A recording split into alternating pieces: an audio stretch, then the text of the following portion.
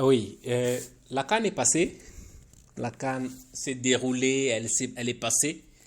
Maintenant, place maintenant à se dire des vérités, à essayer de voir à fond, dans le fond, ce qui s'est passé. Ou de regarder dans le fond pourquoi on n'arrive pas à aller de l'avant. Parce que si on ne se remet pas en cause, aussi on refuse de voir la réalité en face. Je l'ai toujours dit, quand on était gamin, d'habitude, quand tu commences à dépenser l'argent de Minerval qu'on t'a donné, en fait, je parle de ceux qui ont été quand même en RDC, tu ne veux pas savoir l'argent qui te reste en poche parce que tu te dis en tête que je ne veux pas voir la réalité parce que ça va me faire mal. Mais tu préfères que ça termine même en train de sortir l'argent sans que tu comptes jusqu'à ce que tu vas te retrouver avec 1000 francs en poche. Là, tu commences à faire des calculs pour aller chercher chez l'oncle, chez la tante et personne d'entre eux ne peut te donner quelque chose. Et c'est un peu le cas qui est arrivé à beaucoup d'entre nous. Alors, c'est le cas c'est le cas dans lequel la plupart d'entre nous se retrouvent. On se retrouve avec une équipe nationale dont on ne veut pas se remettre en cause. On ne veut pas se demander clairement qu'est-ce qui ne va pas. Parce qu'en réalité, une équipe nationale est appelée à évoluer. Une équipe nationale est appelée à aller de l'avant.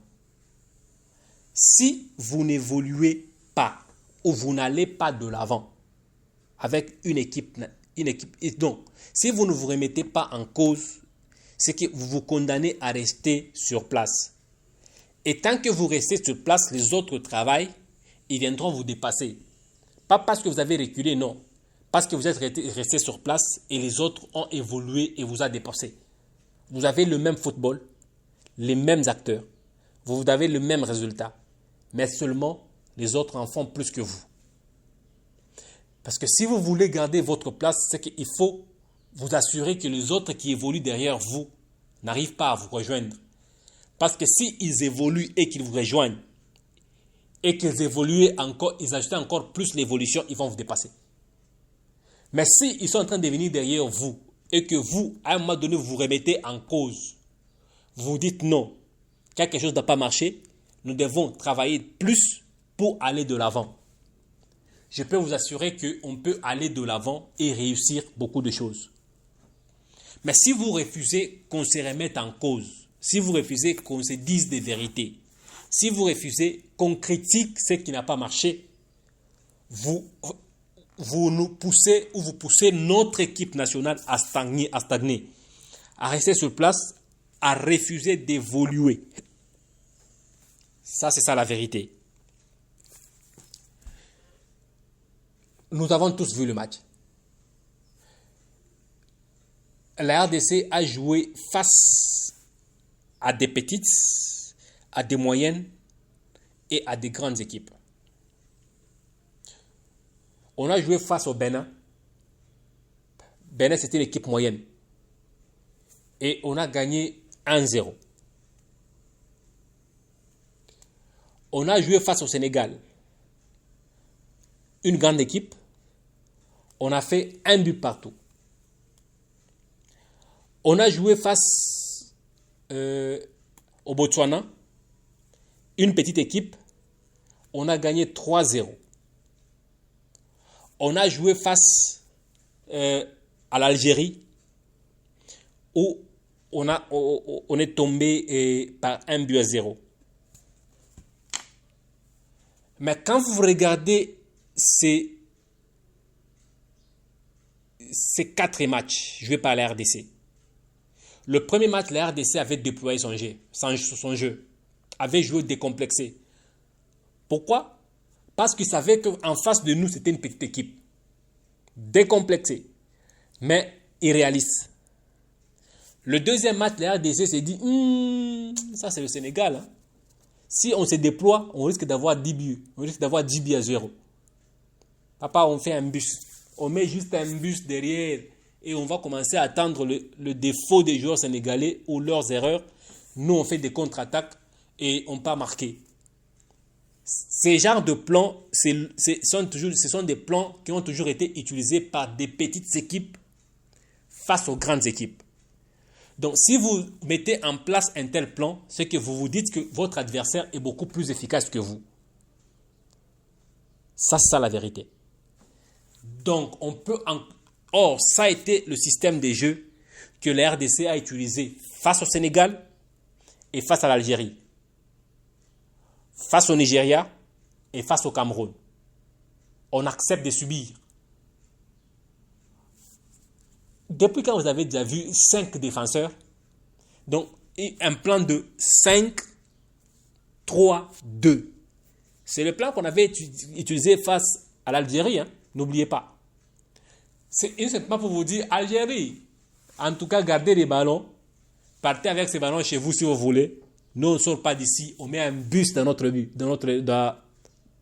cage. On met juste un bus là et on s'en fout du reste. Si vous voulez partir avec les ballons chez vous, partez avec les ballons chez vous. Dominez les matchs autant que vous voulez. Pourtant, ça, ce sont des systèmes de jeu que des petites équipes utilisent face aux grandes équipes. Donc, cela veut dire la RDC face au Sénégal, la RDC s'est sentie complexée. La RDC a s'est dit, nous sommes petits par rapport au Sénégal. Alors, ce qu'on va faire, c'est qu'on va jouer défensif. Et si le Sénégal commet juste une erreur, on va profiter de cette erreur et faire les contre-attaques et aller marquer. Ça a été ça le calcul de la RDC. Est-ce que ça réussit? Je crois que si.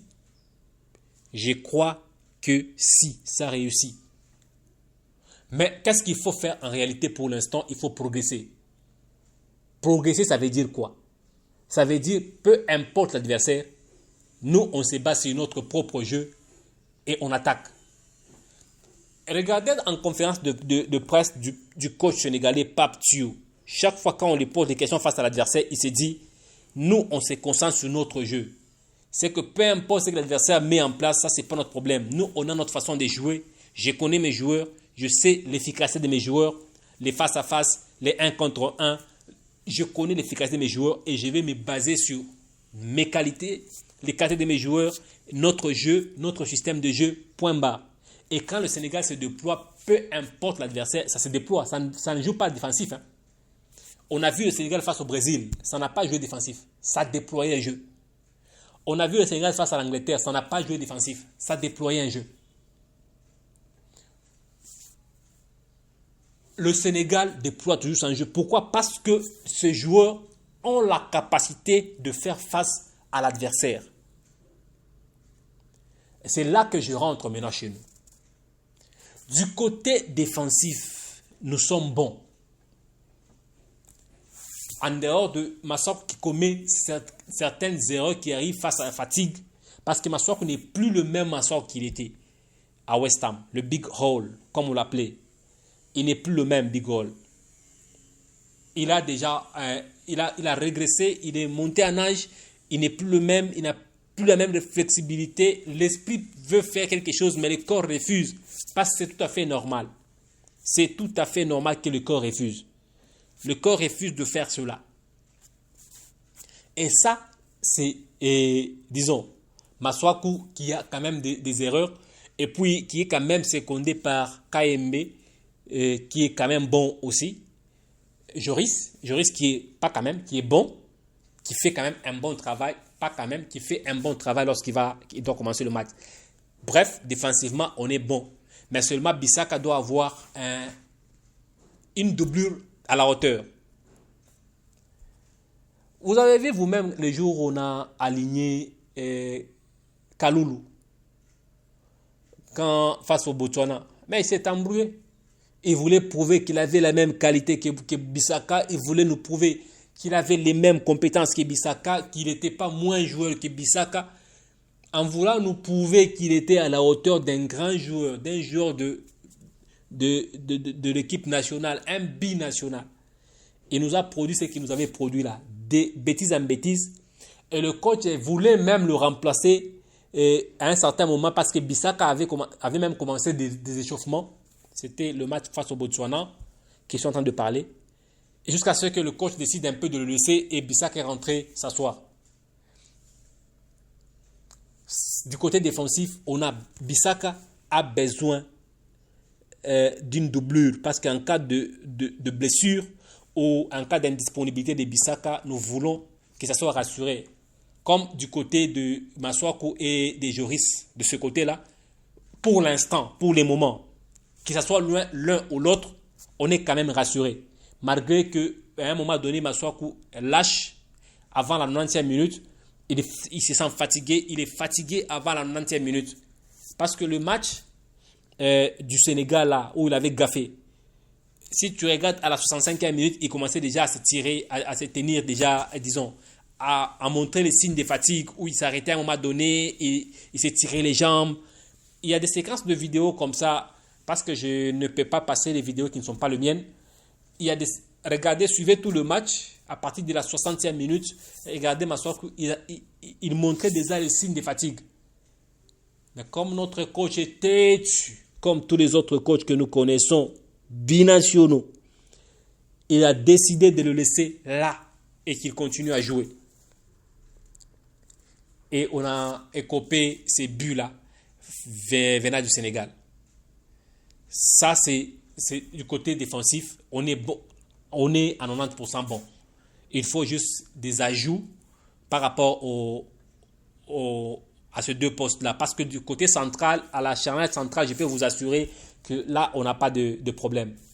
Que ce soit Mbemba, Toazembe, Bouchiri ou Kapouadi, le 4 est là. Peu importe, que Mbemba ne soit pas là, ce n'est pas un problème. Parce qu'il y aura toujours un remplaçant valable. Bouchiri ou Kapouadi ou Toazembe.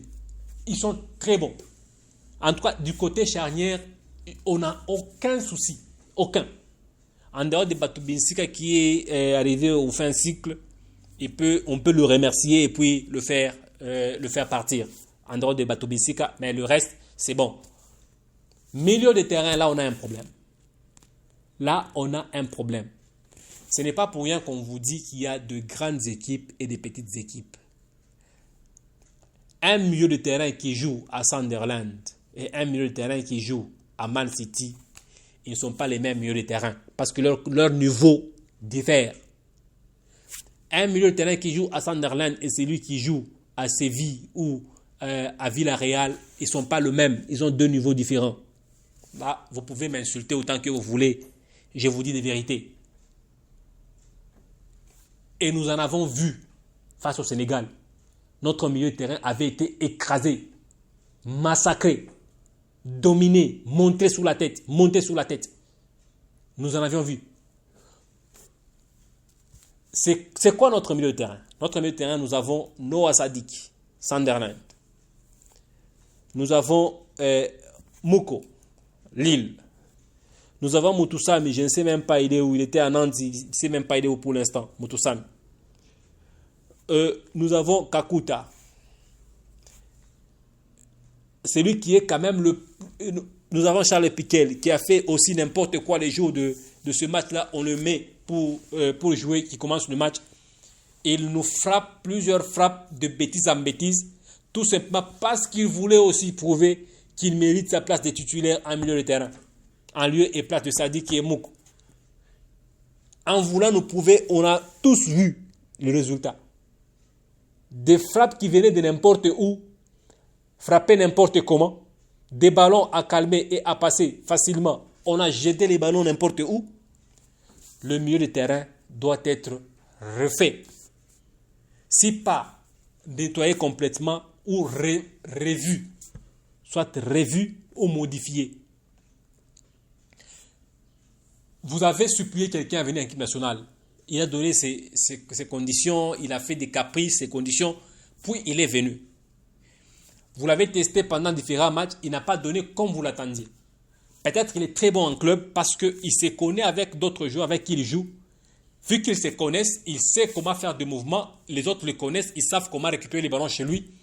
Ils savent comment se repositionner pour qu'il leur donne. Mais ils n'arrivent pas à avoir ces profils-là en équipe nationale qui peuvent le faire jouer.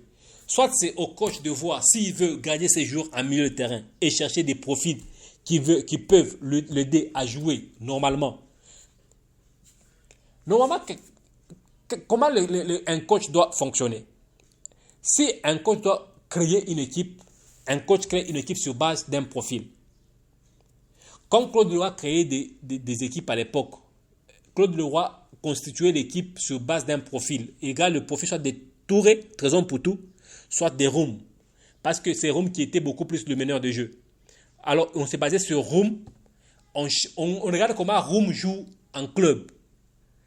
Maintenant, on commence à chercher les profils qui lui permettra d'évoluer. Et on commence à lui donner des profils.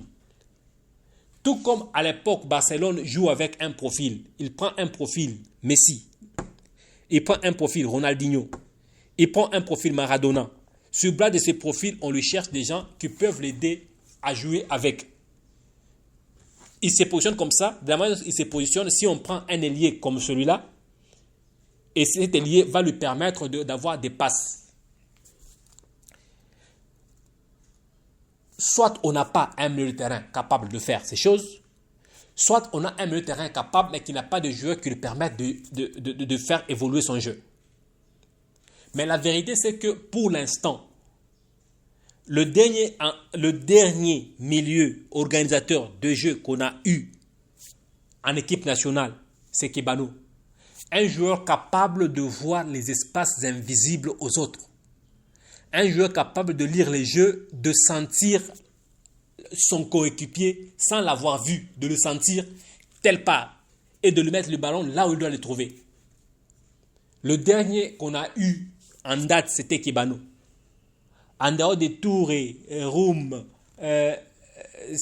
Biscotte. Le dernier qu'on a eu, Biscotte était latéral, mais il pouvait organiser les jeux.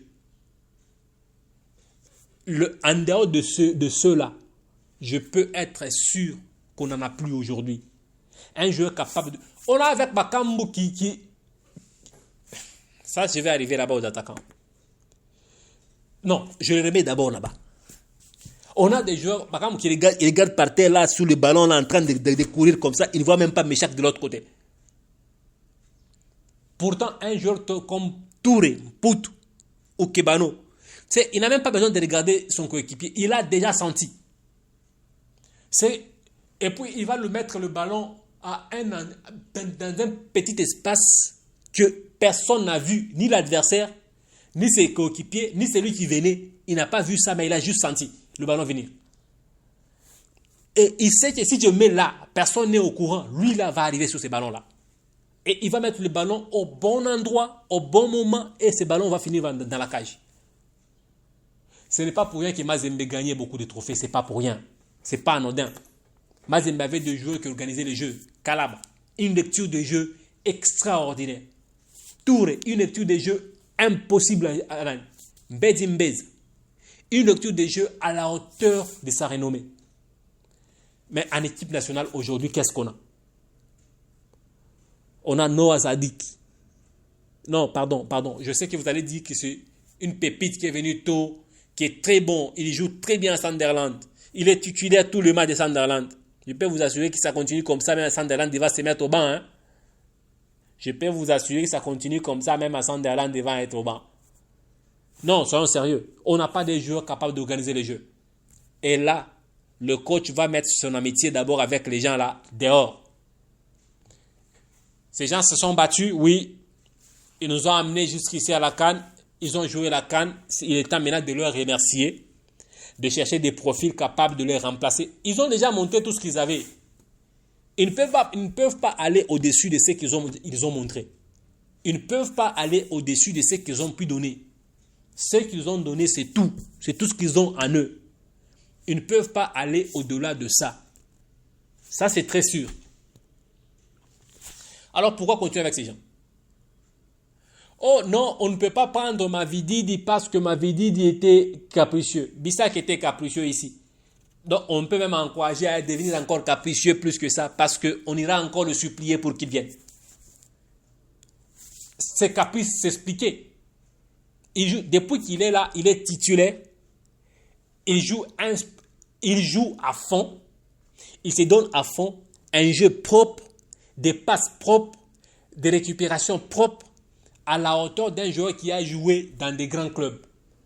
Un joueur qui a joué en Man United. Ça s'explique, ça se voit qu'il a joué à Man United. Il a été titulaire indiscutable à Man United. Ça se voit par sa façon de faire les choses. Dites-moi un seul but qui est venu de son côté. Un seul but qui est passé par son côté. Un seul qui est passé par son côté et passe par sa faute. Aucun. Aucun. Mais si on part de l'autre côté, si on part, franchement, ça, ce sont des choses que j'ai dit sérieusement. Des joueurs ont, ce qui est encore, Mavididi a fait des caprices. Oui, on accepte tes caprices, cher Mavididi. On viendra te supplier, tu dois venir à l'équipe nationale. Il faut aller parler avec les Mayoulous. Il faut utiliser tous les moyens possibles. S'il faut aller donner toute la malle d'argent de la FECOFA, de la FECAFOOT, de la FECOFA qu'on a ici. Prenez tout le mal d'argent de la FECOFA et allez donner là-bas. Convaincez Mayoulou de venir en équipe nationale. Comme Mbaye. Vous arriverez à un moment donné qu'on ne sera même pas en train de convaincre les jeunes joueurs. Mbaye n'a pas eu besoin d'être convaincu par Pape Thiaw. Il a lui-même vu l'équipe nationale du Sénégal. Il a vu les qualités des joueurs qu'il y a. Il a vu les joueurs qui avaient la possibilité de jouer en Europe, qui ont refusé et ont choisi d'aller jouer au Sénégal. Il est venu de par lui-même. Si vous arrivez à avoir une équipe type de joueurs de grande qualité, de haute qualité, des joueurs de qualité supérieure, je peux vous assurer que vous n'aurez même pas besoin d'aller convaincre Mayoulou. Il viendra de par lui-même. Il viendra de par lui-même. On est d'accord que Sébastien a fait du temps avec certains joueurs. Il a créé une certaine amitié avec eux. Oui, d'accord. Mais merci beaucoup. Ils ont joué la CAN. Ils ont montré leurs limites. Il faut les remercier, le faire maintenant partir et faire appeler maintenant les autres qui seront disponibles pour affronter le barrage et aller au mondial. On ne peut pas aller au mondial avec ce niveau-là. Là, je peux vous assurer. On ne peut pas aller au mondial avec ça comme niveau. Croyez-moi. On part au mondial avec le niveau des joueurs que nous avons ici. Croyez-moi, on sera humilié, ridiculisé. Mais le système de jeu de bus que vous faites là, ça ne fera rien du tout. Rien du tout. Parce que devant Algérie, ici, ce système n'a pas tenu longtemps. Ça a été pratiquement détruit. Si nous n'étions pas, si on aurait dû être éliminé déjà longtemps dans le match. On prend maintenant les attaquants. Vous avez des attaquants qui ne marquent jamais. Vous avez des attaquants qui ne marquent jamais. Et quand je dis jamais contre les grandes équipes. Jamais. Les attaquants qui font devant des autres équipes, ils se comportent comme des défenseurs. Ils préfèrent défendre qu'aller jouer leur rôle réel. Les attaquants impuissants. Et notre attaquant de base d'abord, c'est qui? Notre neuf de base, c'est qui? Bakam, il joue Betis Séville. Betis, 40e au championnat.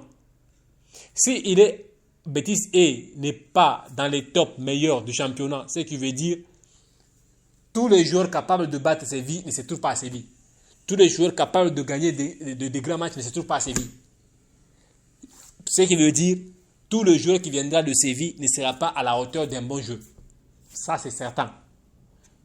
J'ai dit des choses et j'ai dit des vérités pour que ça change. Des sabres doivent voir des choses. C'est un bon coach. Moi, je suis sûr que Desabre est un bon coach, mais il a essayé de créer une certaine amitié avec certaines personnes. Et c'est la raison pour laquelle, d'ailleurs, que certaines sélections préfèrent changer de coach chaque fois qu'il y a qu'un coach fait une certaine période, on le change, même s'il est encore bon, on le change. Parce que s'il crée des liens avec ces joueurs qui sont là, des amitiés, ce qui veut dire que ça va créer un handicap au plan tactique et au choix de sélection. Ça va créer un handicap. Et par conséquent, certaines sélections préfèrent changer de sélectionneur après une certaine période. On est avec Desabre, ça fait longtemps. Il a essayé de faire quelque chose, déjà dès le début, il a essayé de faire quelque chose parce qu'il n'était pas encore, il n'avait pas encore des liens particuliers avec certains joueurs. Et aujourd'hui, il a vraiment cette amitié avec des joueurs, ils sont devenus amis. Et le choix du sélectionneur est devenu un peu compliqué pour ne pas léser ses amis et Des choses comme ça. C'est compliqué. Il y a des choses, il y a des joueurs à mettre dehors. Il y a des joueurs à renforcer. Il y a des postes à carrément raser et renouveler. Et ça, c'est ma façon de voir les choses et je la partage. Bref, notre équipe nationale a progressé, mais elle a progressé, mais elle doit maintenant évoluer. On a progressé jusqu'à un certain point, on a stagné. On stagne. Maintenant, à s'arrêter de ce point-là, si on reste là, toutes les équipes qu'on a laissées derrière viendront nous dépasser. Ce qu'on doit faire pour l'instant, c'est qu'on doit revoir le point faible, mettre certains joueurs de côté sur le fond, ramener d'autres joueurs, aller se plier ceux dont il faut aller se plier. Le sélectionneur doit donner les profils des joueurs qu'il voit capables et donner la liste aux ambassadeurs. Et ces ambassadeurs sont payés par la sélection. Ils doivent faire leur travail, aller convaincre ces jeunes gens-là et les ramener à l'équipe nationale. Et en ce moment-là, on peut dire que chacun a fait son travail et on a fini par aller. Parce qu'on ne peut pas aller au mondial avec cette équipe. On ne peut pas aller au mondial avec cette équipe. Je suis même d'ailleurs fier qu'on soit éliminé à ce point pour qu'on voie quand même des choses à améliorer. On aurait dû arriver en demi-finale, on penserait qu'on avait une bonne équipe. On partirait au mondial avec la même équipe et pour on allait nous faire ridiculiser là-bas. Le gardien, je vais y revenir plus tard. D'abord pour l'instant, merci et à la prochaine, au prochain numéro.